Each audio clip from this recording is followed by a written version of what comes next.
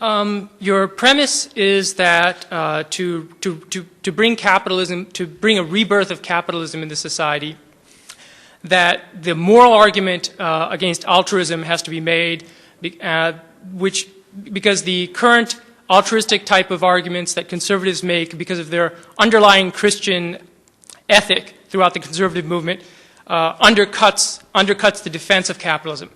How do you account for the historical birth of capitalism in a culture that was Christian and altruistic at that time?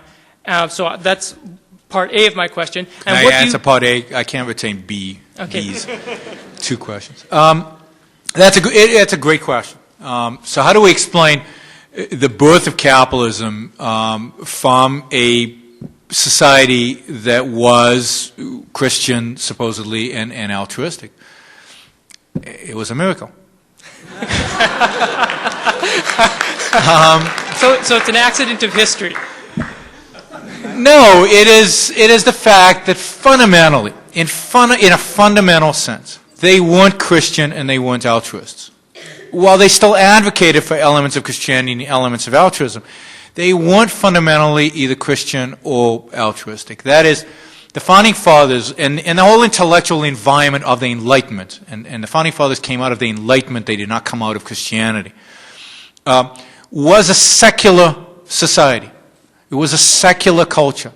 It was called, what's the Enlightenment called? It's called the Age of Reason. Not the Age of Faith, the Age of Reason, to contrast it from what happened before, which was the Age of Faith, the Middle Ages. So it was the Age of Reason. It was of enormous respect for reason and for the individual. And for individual happiness, success, and success. So implicit, not explicit, but implicit, it was a self-interested, egoistic morality that drove the Founding Fathers. And you can see that in the Declaration of Independence. You have a right to your own life, your own liberty, your own property, and in the most selfish political statement in the history of mankind, your own pursuit of happiness. Not the happiness of society, not the happiness of your group, not the happiness of your religion, your personal happiness. So that does not come out of an altruistic perspective on life or on society. That requires implicitly a rational, egoistic perspective. So they had reason. They had implicitly rational egoism. And unfortunately, reason was not fully defended. They still held on to elements of faith. Many of them were deists. Some of them, some Founding Fathers, well, not Christians, but most of them were deists. But there were still elements of faith.